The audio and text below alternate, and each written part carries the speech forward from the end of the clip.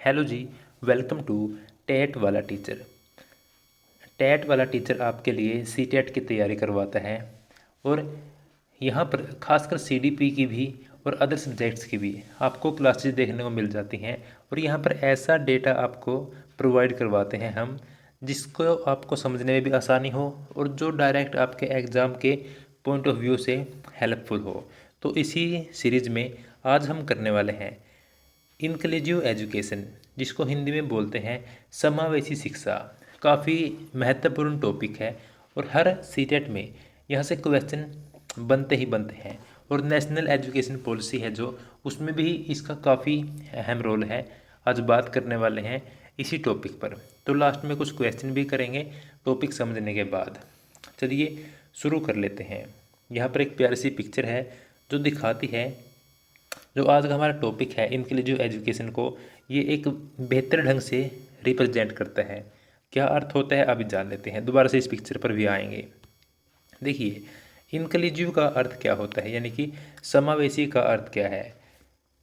सभी की विभिन्नताओं को साथ लेकर चलना, यानी कि हर एक इंडिविजुअल की अपनी अपनी जो खूबियाँ खासियत कमियाँ होती हैं उनको साथ लेकर आगे बढ़ना अर्थ है इंक्लूसिव का।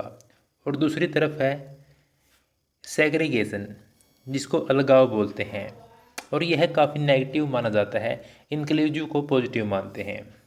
ठीक है, अभी चलिए शुरू कर चुके हैं हम अपने टॉपिक को, अपनी क्लास को। Concept of inclusive education. देखिए जो सेग्रीगेशन है, अलगाव है, वह प्रकृति के नियम के खिलाफ है, क्योंकि प्रकृति कभी भी भेदभाव नहीं करती है। जिस प्रकार से सूर्य सभी को समान रूप से प्रकाश प्रदान करता है, उसी प्रकार से जो इंक्लूसिव एजुकेशन है वह भी सभी के लिए समानता की ही बात करती है और जो सेग्रीगेशन है वह अलगाव करता है, इसलिए यह प्रकृति के नियम के खिलाफ है। समावेशी शिक्षा विभिन्नता में एकता को सेलिब्रेट करती है। एजुकेशन फॉर ऑल की बात करती है और बच्चे को चेंज करने की नहीं, बच्चे के लिए सिस्टम को चेंज करने की बात करती है। यानी कि अगर कहीं बच्चे में कोई डिसेबिलिटी है, बच्चा दिव्यांग है, तो बच्चे को चेंज नहीं करना है, ना ही बच्चे के लिए संस्था चेंज करनी है कि इसका स्कूल ही चेंज करवा दो, नहीं। उसी जगह पर बच्चे के लिए सिस्टम में चेंज, जहाँ पर सहायता प्रदान करने की आवश्यकता है वहाँ पर सहायता प्रदान करनी है। इस प्रकार से अगर बच्चा चलने में समर्थ नहीं है तो उसके लिए रैंप की व्यवस्था या फिर अगर हो सके तो लिफ्ट की व्यवस्था करना समावेशी शिक्षा के अंतर्गत आता है। इसके बाद जो बच्चे हाशिए पर हैं, फिजिकली हो सकते हैं, इकोनॉमिकली हो सकते हैं या सोशली हो सकते हैं, उनको इसमें शामिल कर पाएँ। सबके लिए कॉमन एनवायरनमेंट बनाने की आवश्यकता इसके अंतर्गत है। इसमें पेरेंट्स को, टीचर को और सोसाइटी को सहयोग करने की आवश्यकता है। अभी बात करने वाले हैं types of children and types of education, दोनों की बात करेंगे। पहले बात करते हैं टाइप्स ऑफ चिल्ड्रन की। दो प्रकार के बच्चे होते हैं। पहले हैं नॉर्मल चिल्ड्रन, यानी कि सामान्य बच्चे, और दूसरे हैं स्पेशल चिल्ड्रन, यानी कि स्पेशल बच्चे। तो देखिए विशेष बच्चे हम हिंदी में कह सकते हैं, जो इसको आईक्यू के बेस पर ही बताया गया है। जो 90 से 110 का आईक्यू है इसको सामान्य आईक्यू मानते हैं, और जो इससे ज़्यादा है, 110 से ज़्यादा आईक्यू के बच्चे हैं, और जो 90 से कम आईक्यू के बच्चे हैं, इन दोनों कंडीशन में बच्चों को स्पेशल चिल्ड्रन बोल दिया गया है। यानी कि 90 से 110 से ज़्यादा हो या 90 से 110 से कम हो। ठीक है, इसके बाद अब बात कर लेते हैं टाइप्स ऑफ एजुकेशन की। यह 4 प्रकार की है। सबसे पहले हैं नॉर्मल एजुकेशन, यानी कि सामान्य स्कूल हैं जो। नंबर 2 पर हैं स्पेशल एजुकेशन, यानी कि जो दिव्यांग बच्चे हैं उनके लिए अलग से विद्यालय जो खोले गए हैं, उनमें बच्चों की एडमिशन करवाए गए, तो उनको स्पेशल एजुकेशन के अंतर्गत रखा गया। तीसरा है इंटीग्रेटेड एजुकेशन, यानी कि एकीकृत शिक्षा। यहाँ पर क्या हुआ कि जो सामान्य बच्चे हैं और जो दिव्यांग बच्चे हैं, दोनों को एक ही जगह पर शिक्षा प्रदान करने की व्यवस्था की गई।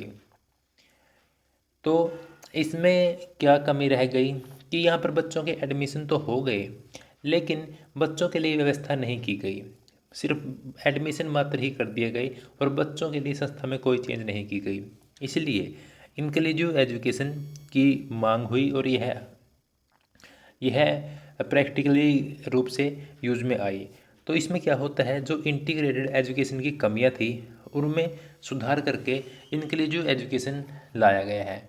इसमें क्या है, इसमें बच्चे को चेंज नहीं करना है, बल्कि बच्चे की आवश्यकताओं को ध्यान में रखते हुए सिस्टम में चेंज करने की बात होती है। इसके बाद अभी बात कर लेते हैं कि स्पेशल चिल्ड्रन या फिर चिल्ड्रन विद डिसेबिलिटी कौन कौन से बच्चे होते हैं, किन किन को इसके अंतर्गत रखा जाता है। तो देखिए, ये बच्चे भी साधारण बच्चों की तरह ही होते हैं, हालांकि सबकी अपनी अपनी विशेषताएं, सबकी अपनी अपनी कमियां होती हैं। और जो इंक्लूसिव एजुकेशन है वह सभी को एक साथ शिक्षा देने की बात करती है। तो देखिए, कोग्निटिव या लर्निंग डिसेबिलिटी वाले बच्चे, जिनको या तो संज्ञानात्मक कुछ विकार है या फिर जो अधिगम में जिनको विकार है, तो ऐसे बच्चे इसके अंतर्गत आते हैं।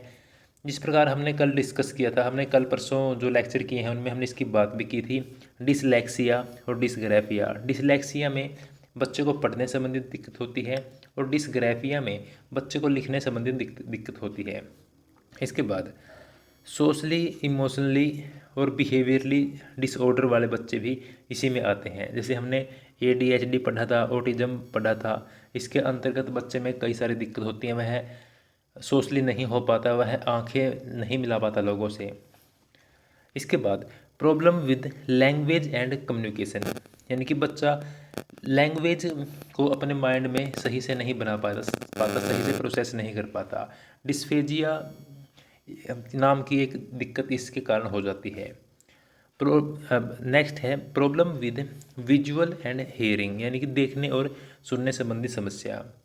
फिजिकल प्रॉब्लम और ऑर्थोपेडिक डिसेबिलिटी, यानी कि चलने फिरने संबंधी दिक्कत इसमें होती है।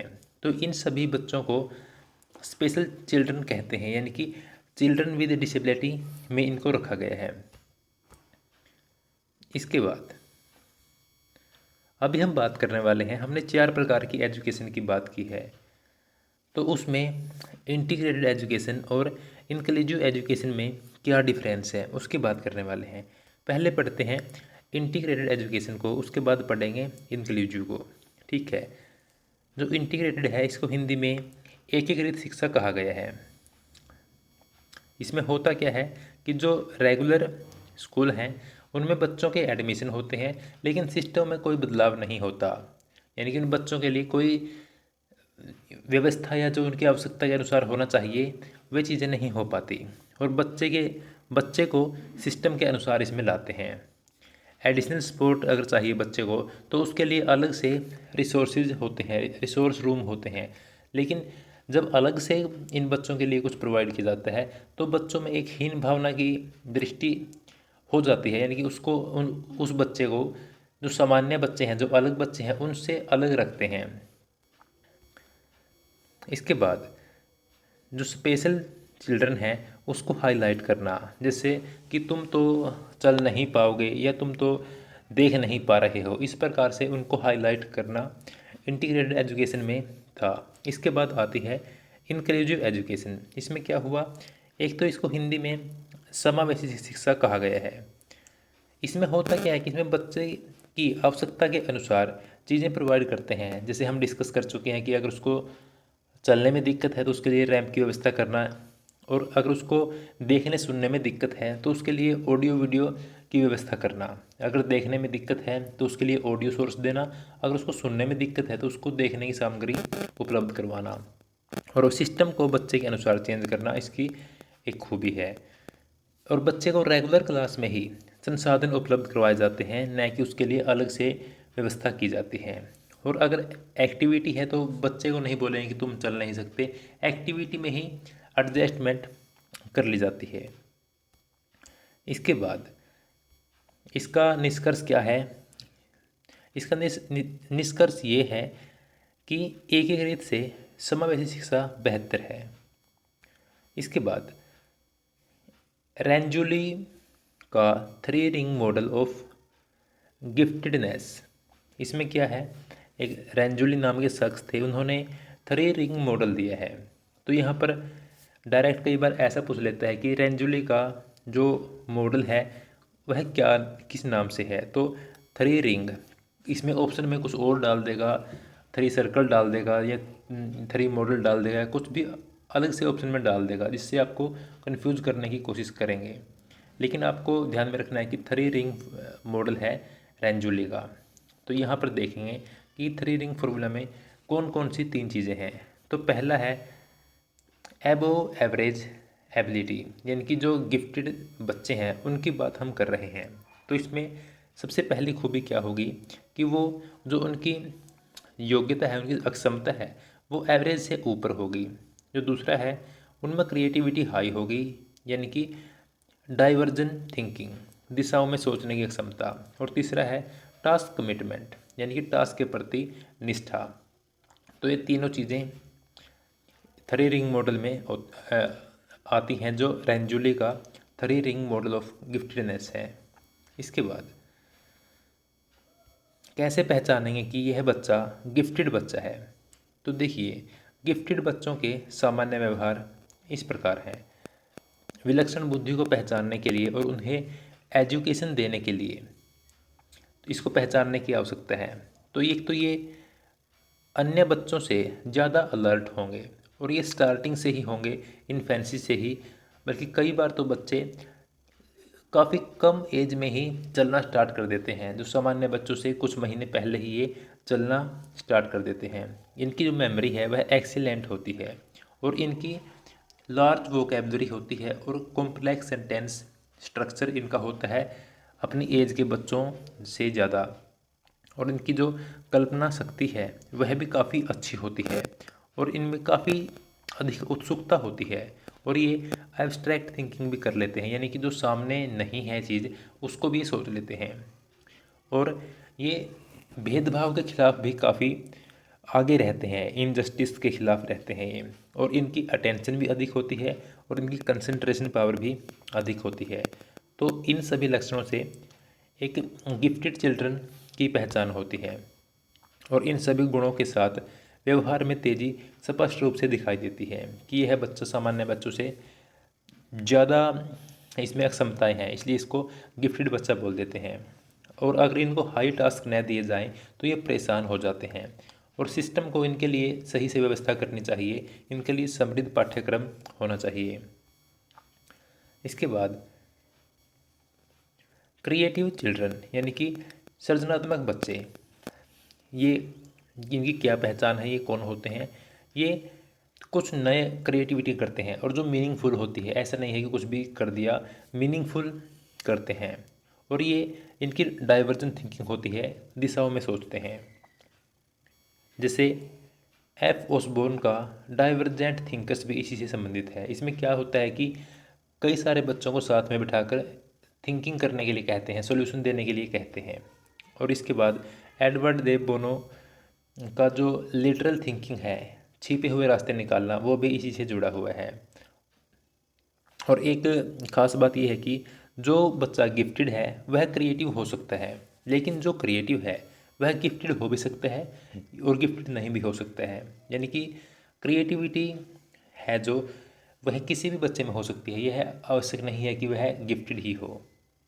इसके बाद बात कर लेते हैं RPWD एक्ट 2016, यानी कि rights of person with disability. यह एक्ट 2016 में आया है। सबसे पहले तो यह social justice and empowerment ministry के अंतर्गत आता है। इसके बाद एक 1995 में पहले एक्ट आया था पर्सन विद डिसेबिलिटी, यह उसको रिप्लेस करता है, उसको बदलता है। और इसमें 7 से 10 करोड़ दिव्यांग नागरिकों को फ़ायदा होता है। और यह 15 जून 2017 से लागू हुआ था, यानी कि एक्ट 2016 है और 15 जून 2017 से यह लागू हो गया था। और इसमें 21 प्रकार की दिव्यांगता के बारे में बात की गई है। और इससे पहले जो PWD एक्ट 1995 आया था, यह उससे काफ़ी बेहतर है। और यहाँ पर तो इसके बारे में मैंने कुछ ही पॉइंट्स ऐड किए हैं, क्योंकि इस क्लास में ज़्यादा इस टॉपिक को हम नहीं छेड़ते हैं। जो ये RPWD एक्ट है, यानी कि rights of person with disability act 2016, इसके बारे में इससे पिछला ही लेक्चर रिकॉर्ड हुआ है। आप प्ले लिस्ट में जाकर भी देख सकते हैं और आप इस नाम से सर्च भी कर सकते हैं। वह लेक्चर इसी पर है, वह कंप्लीट लेक्चर RPWD 2016 इसी नाम से आपको मिल जाएगा। और इसमें कई सारी बातें की गई हैं जो यहाँ पर हम कवर नहीं कर रहे हैं, क्योंकि सेम रिपीट हो जाएंगी वो, और वीडियो बहुत लंबी हो जाएगी। अगर आप चाहते हैं उसको भी देखना तो आप उसको भी जाकर चेक कर सकते हैं, ठीक है। इसके बाद और मैंने इसको PDF में तो ऐड कर दिया है, अगर आप इसको पढ़ना चाहते हैं तो आप PDF से भी पढ़ सकते हैं, ठीक है। आपको PDF कहाँ मिलती है? आपको PDF मिलती है टेलीग्राम चैनल पर, जो इसी नाम से है, टेट वाला टीचर। बाकायदा डिस्क्रिप्शन बॉक्स में इसका लिंक भी दे रखा है हमने।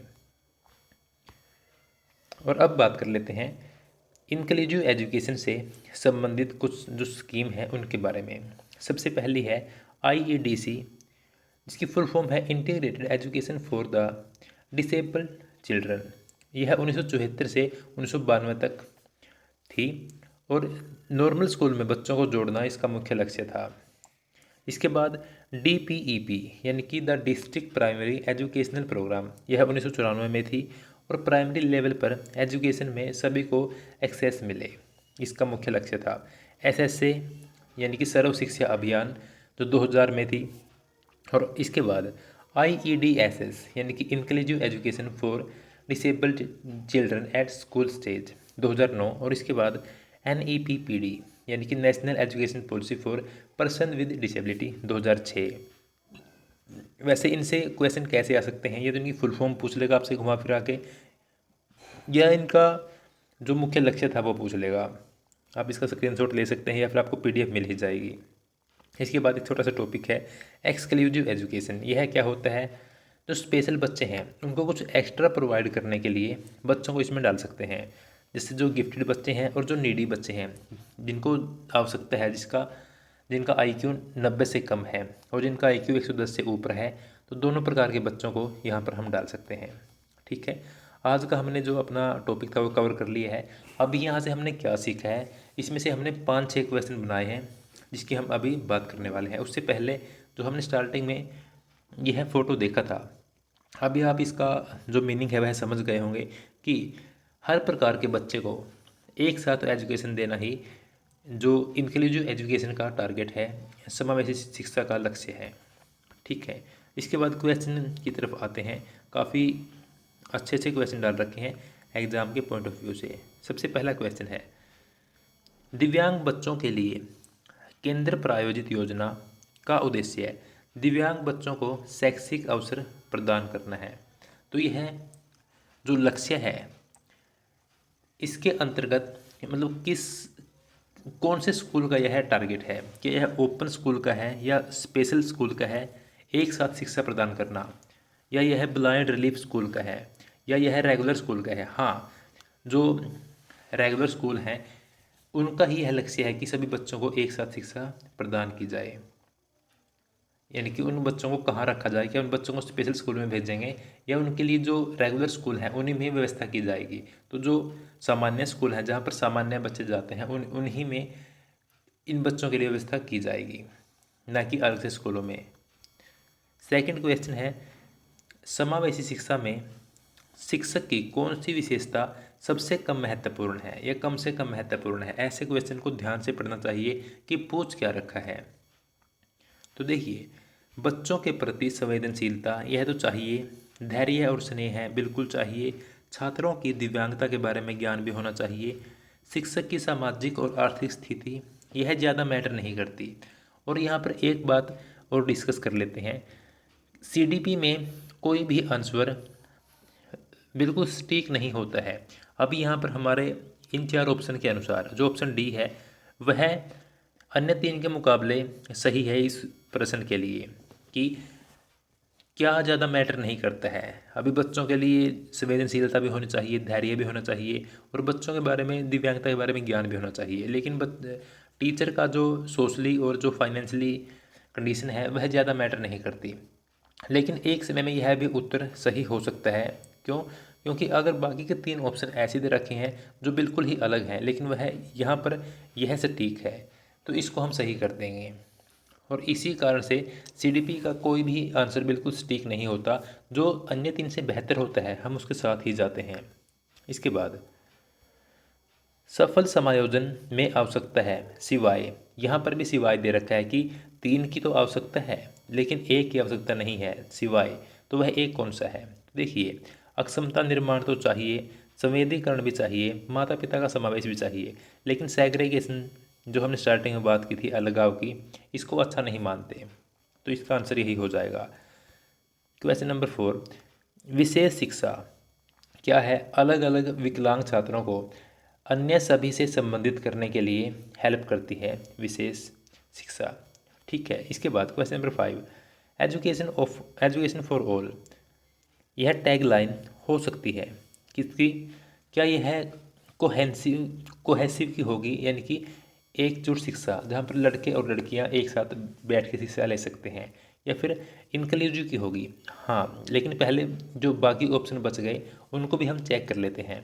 कोऑपरेटिव एजुकेशन, सहयोगी शिक्षा, या एक्सक्लूसिव एजुकेशन? नहीं, जो बी है वह इसका राइट आंसर हो जाएगा, क्योंकि इस समावेशी शिक्षा के अंतर्गत सभी बच्चों को एक साथ शिक्षा का ही बात हम कर रहे हैं। इसके बाद जो लास्ट क्वेश्चन आज का वह है कि समावेशी शिक्षा में हमें किसके लिए किसको बदलना चाहिए? तो हमें बच्चे के लिए सिस्टम को बदलना चाहिए। बाकी ऑप्शन भी घुमा फिरा के दे देगा, लेकिन हमें क्वेश्चन के अनुसार ही ऑप्शन को सही करना है।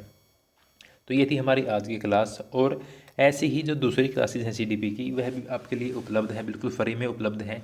जाएँ जाकर चेक कर लें।